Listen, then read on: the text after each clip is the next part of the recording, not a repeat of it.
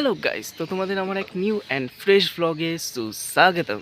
তো তোমরা কেমন আছো? আশা করি সবাই ফিট অ্যান্ড ফাইনই আছো। তো গাইস, আবার আজকে অনেক দিন পর একটা নিউ অ্যান্ড ফ্রেশ ব্লগ নিয়ে তোমাদের সামনে উপস্থিত হয়ে গেছি। তো বন্ধুরা, আজকের উদ্দেশ্য হচ্ছে আজকে যাচ্ছি নৈহাটিতে। আর আজকে নৈহাটিতে বড় মা পুজো দিতে যাবো। এমনি কালী পুজোর সময় নর্মালি গেছি, যখন ঘুরতে যাই কালী পুজোর সময় তখন তো দেখেইছি বড় মাকে, কিন্তু আজকে যাবো বড় মার যে মেন মন্দির রয়েছে সেখানে পুজো দিতে। তো সেখানে গিয়ে আমার কীরকম এক্সপিরিয়েন্স হয় সেটাই তোমাদের এই ভিডিওর মধ্যে দেখানোর চেষ্টা করছি। তো ভিডিওটা একটুও স্কিপ না করে ফুল ভিডিওটা দেখতে থাকো। ভিডিওটা স্টার্ট করছি, let's start.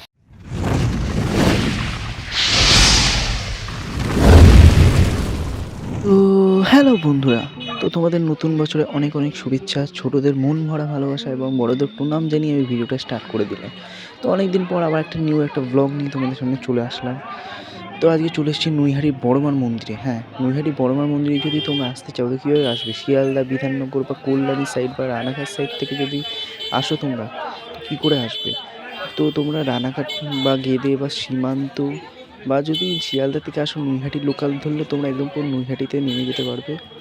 R ১ number platform থেকে বাইরে বেরিয়ে তোমরা হাঁটা পথেই চলে আসতে পারো, বা যদি হাঁটতে না চাও তাহলে অটো বা টোটো ধরে তোমরা ১০ টাকা বিনিময়ে চলে আসতে পারো। বন্ধুরা, এখন চলে আসলাম পুজো দেওয়ার জন্য বাটা কিনতে। আমি যে বাটাটা কিনেছি সেটা ১০১ টাকা দামের। এখানে অনেক ধরনের দামের বাটা পাওয়া যায়।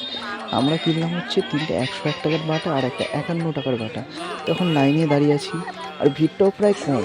আমি তাড়াতাড়ি এসেছি, আমরা সবাই মিলে ৮টা সাড়ে ৮টার মধ্যে আমরা লাইনে দাঁড়িয়ে পড়েছি, তাই ভিড়টা একটু কমই পাচ্ছি। দেখা যাক যে পুজো কটার মধ্যে দিয়ে বেরোতে পারি।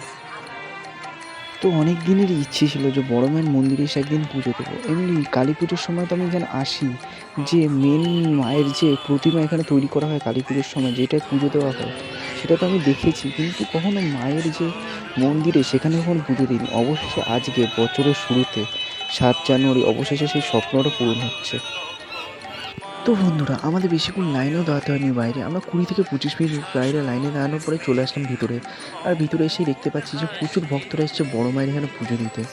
আর এখানে আমার একটা সিস্টেমটা খুব ভালো লাগলো, যেখানে স্টিল দিয়ে ব্যারিকেড টাইপের করা রয়েছে, যাতে এই পাশের লাইন ও পাশে না যেতে পারে। তো বন্ধুরা, অনেক মিনিট বলতে পারো যে ১ ঘন্টা মতো মোটামুটি আমরা এখানে লাইনে দাঁড়িয়েছিলাম। এখন অবশেষে বড় মার সাক্ষাৎ পেলাম। বড় মার এখানে এসে পুরো মনটা জুড়িয়ে গেল, একটা আলাদাই অনুভূতি এখানে এসে।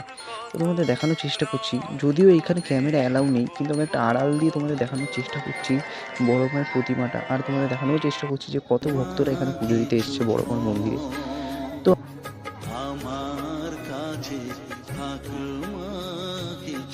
তো বন্ধুরা, সবে বড় মায়ের মন্দির থেকে পুজো দিয়ে এখন যাচ্ছে গঙ্গার ঘাটের দিকে। তো একটু গঙ্গার ঘাটে ঘুরে টুরে এসে আমরা টিফিন সেরে যাবো বাড়ির দিকে।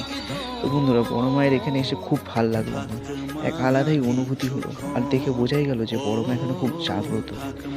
তো বড় মার কাছে একটা আবদার রেখেছি, দেখি বড় মা পূরণ করে কিনা সেই আবদারটা। তো বন্ধুরা, ভিডিওটা আমি আরও বেশি বড় করব না, আর আরও এরকম অনেক ব্লগ আসবে। এর জন্য যারা এখনও সাবস্ক্রাইব করোনি প্লিজ সাবস্ক্রাইব করে দেবে।